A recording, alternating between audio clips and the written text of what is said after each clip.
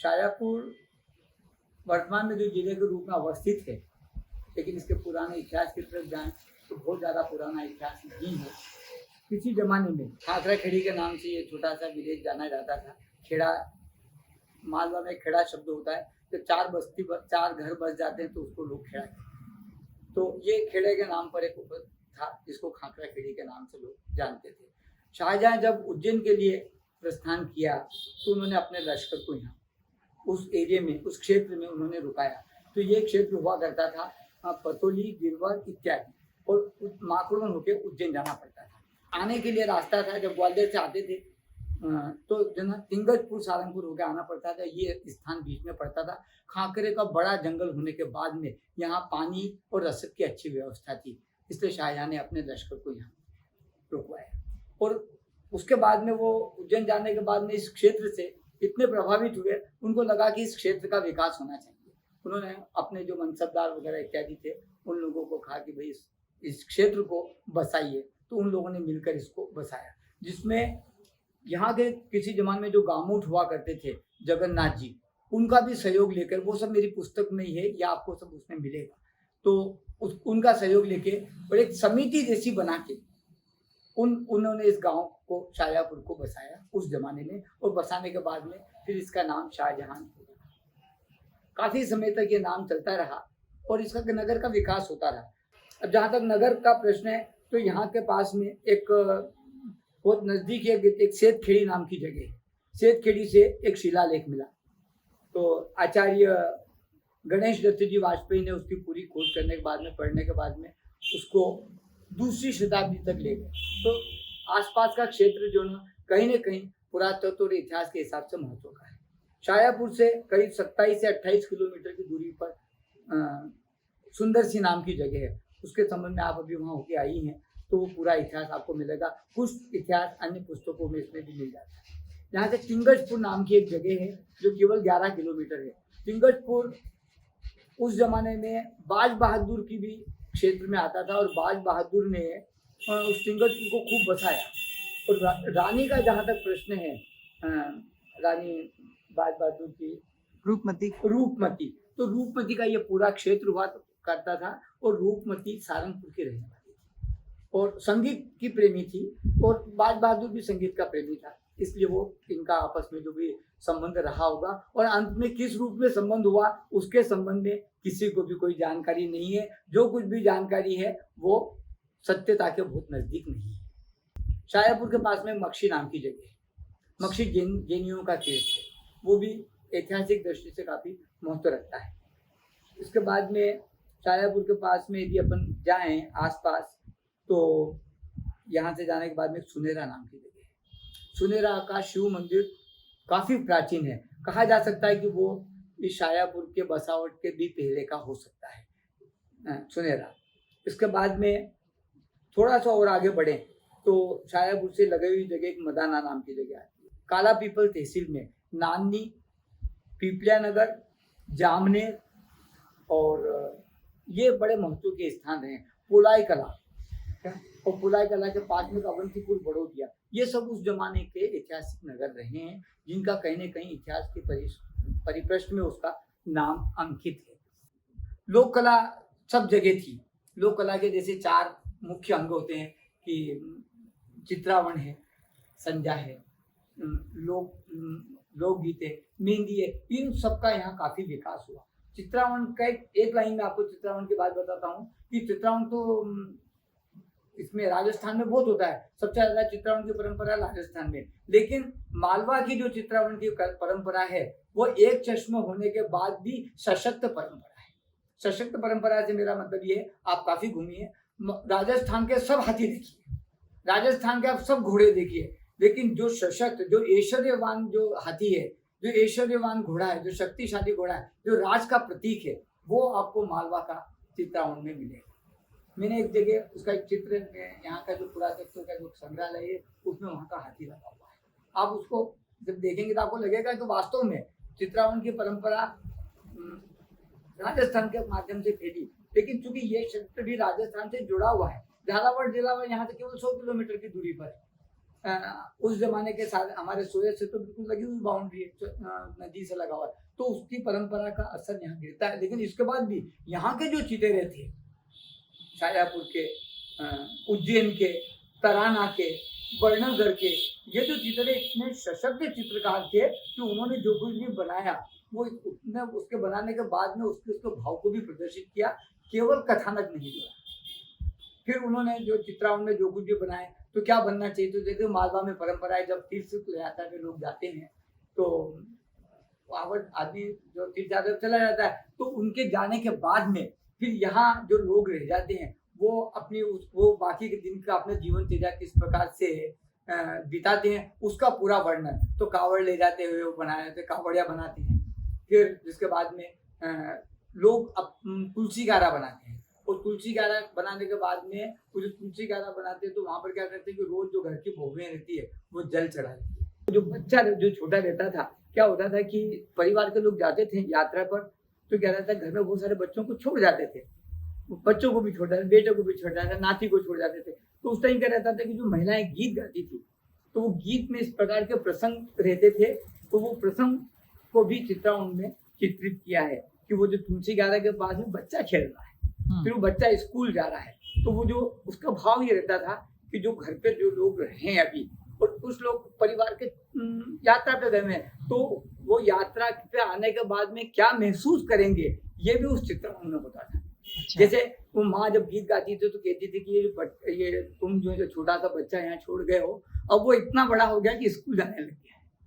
ये यहाँ गीत गा रहे हैं, तो ये उनको उलाना नहीं कर रहे हैं, ये उनको कह रहे हैं कि आप तो वहाँ चली गई या आप पिताजी वहाँ चले गए, लेकिन वो बच्चे को जिसको तुम छोटा सा छोड़ गए थे वो आज जो ना स्कूल जाने लग गया है। और ये छोटा सा जो तुलसी का पौधा है या आप जरा सा लगा के गए थे यहाँ पर, अब ये जो ना वो बड़ा होकर इसमें मांझर आने लगी। ये भाव उस टाइम के मालवा के चित्रकार, तो उन्होंने हर पहलू को, ये तो तीर्थ यात्रा हो गया। इसी प्रकार से शादी का भी जो प्रसंग जो थे, तो शादी का प्रसंग बनाते थे, बारात बनाते थे, फिर लोग आ रहे हैं वो बता देते, वहाँ बैठते थे, चोरस खेलते हुए बताते थे कि भाई बैठे हैं ये। फिर उसमें कुछ अपने यहाँ मालवा में, जैसे आप भी शायद थोड़ी मालवा से जुड़ी हुई होगी, अपने यहाँ मालवा में एक ये क्या है कि एक व्यंग्यात्मक प्रसंग भी चलते हैं संधियों में, जिसको अपन बेई बयान भी मालवा में कहते हैं। मालवा का शब्द है बेई बयान। तो फिर वो बेई बयान जब चोरस खेलते वक्त किस प्रकार के होंगे उनके प्रसंग, तो एक दूसरे को व्यंग करते हैं कि तुम कैसे जीतोगे हमसे, हमारे यहाँ इतने लोग हैं, तो तुम तो पहले इन नारियों को देखते रह जाओगे और पासे हार जाओगी। ये प्रसंग है, बताएंगे। तो जैसे वो महिलाएं हैं, तो एक महिला जो ना एक ऐसा चित्रण बनाया है इन्होंने उज्जैन के चित्रों ने कि वो जो महिला है बयान जी जिसको अपन कहते हैं, मतलब अपने जो समधन है उस समधन की चोटी कर रहा है। कौन? तो व्यक्ति कर रहा है। तो बोले तुम्हारी तो ये स्थिति रह गई कि तुम हमारी बयान की चोटी कर रहे हो, तुमको श्रृंगार करना इनका करना पड़ेगा। ये प्रसंग सब जो ना उन परंपराओं को उन्होंने उसमें दिए हैं। ये शादी विवाह की परंपरा। फिर इसका और परंपरा है, तो और परंपराएं भी चलती थी, उन सब पर भी मालवा के चित्रों ने बहुत अच्छा और सशक्त चित्रण। शाजापुर में ये शाजापुर में भी हुआ है। शाजापुर में यहाँ पर एक सुगंधी परिवार के लोग थे, उन्होंने किया। एक सबसे पहले शाजापुर का जो इतिहास की आपने बात करी, यहाँ एक बाबर परिवार था, और बाबर परिवार इतना अच्छे चित्रे थे आज की तीसरी पीढ़ी में। तो मैंने तो बाबर परिवार को नहीं देखा, लेकिन उस बाबर परिवार का मैंने घर भी देखा, और उसके घर के बाहर जो हाथी बना हुआ था वो बाबर परिवार हाथी वाली माँ के नाम से जाना जाता था। इतना सशक्त हाथी उन्होंने अपने दरवाजे पर दीवार पर बना रखा था, वो बहुत दिन तक बना रहा। तो घर किसका? बोले हाथी वाली माँ। इस प्रकार से ये तो वहाँ से वो बाबर परिवार से ये चली। उस महिला के पिता, उसके मिस्टर का नाम बाबूराव था, तो बाबूराव ने ये चली, फिर उसके पोतों ने चले, फिर ये यहाँ के ब्राह्मण लोगों के पास आए। तो यहाँ घड़ियाली परिवार है, उस घड़ियाली परिवार में ये परंपरा उन्होंने चली। उसमें 2-3 लोगों के नाम मुझे याद नहीं, पर जिनको मैंने देखा वो एक सत्यनारायण महाराज थे, त्रिवेदी लिखते थे, वो बहुत अच्छा चित्रण करते, घोड़ा हाथी बनाते बारात के। और जिनके घर पे भी शादी होती थी उनके यहाँ वो मांगलिक रूप से वो जा के चित्र बनाते थे, उनको जो भी उसका पारिश्रमिक वगैरह मिलता था, और उसको बड़ी कहना चाहिए कि अपने शादी के इनके संस्कार का एक अंग मानते थे कि भाई ये मतलब दिवाली के पुते हो गए, व्हाइट ड्रेस हो गया, अब उसमें चित्रावण कराइए, फिर इसके बाद ये एक परंपरा मालवा की रही। इसी प्रकार से संध्या समझा ना, समझा क्या कि कुंवार के महीने में कुंवारी लड़कियां बनाती, तो आपने देखा होगा। तो उसके पीछे भी क्या मालवा के लोगों का ये उसके पीछे रहस्य है कि ये जो पूरी परंपरा है 16 दिन तक चलती थी, अलग अलग बनाना, चांद सूरज ये बनाना, उसमें कल किला कोट बनाना, खोया बामन बनाना, सीढ़ी बनाना, तुलसी बनाना, ये जो है ये तो ये जो युक्ति भी चीज थी उन सबका अपना अपना महत्व हुआ। और अंत में एक लाइन में ये कि ये जो पूरा जो त्योहार था ये कुंवारी लड़कियों के लिए इसलिए था कि भविष्य में जाने के बाद में जब तुम शादीशुदा हो जाओगी, दूसरे के घर में जाओगी, तो तुमको किन आदर्शों के तुम्हारा आइकॉन क्या रहेगा, तो इस आइकॉन के हिसाब से तुमको वहाँ अपना जीवन निर्वाह करना। ये तो कुंवारी लड़कियों के लिए एक आइकॉन था, ये एक संध्या का। इस प्रकार से लोक कलाएं चली, इस प्रकार लोक संगीत चला। लोक संगीत के गुरुओं ने बहुत पुराने पुराने गीत गाए, तो इसी में गीत गाने में वो जैसे शादी पर गीत होती थी तो एक प्रसंग आता आपको, जैसे आप कहते हैं अपने मामेरा जब आता था तो वो मामेरा के लिए जब रहते थे तो मामेरा में कहता था कि वो कितने लोग आएंगे ये करते, तो मामेरा के लिए वो भाई जो रहता था ना, तो वो बहन जो रहती थी उसको जब निबंधन भेजती थी तो ये कहती थी कि तुम तो आने लेकिन मेरे भतीजे को ला। अब देखिए इसमें कितना भाव छिपा है, भाई भतीजा है कि नहीं ये मतलब नहीं, मतलब उसकी ये भावना है कि मेरे परिवार में मेरा भतीजा है, ये शुभकामना इसको उस परिवार को, जीवन के हर पक्ष को अपने जीवन में उतारने के पहले उसकी सार्थकता भी सिद्ध की है। अब जैसे ये बोला फिर वो भाई आए तेरा करेगा, वो सब होता है, तो ये सब भी ये मालवा की परंपरा है। हाँ। तो मालवा में साफा की भी एक परंपरा रही है। मालवा में साफे की भी परंपरा है और मालवे में पगड़ी की परंपरा है।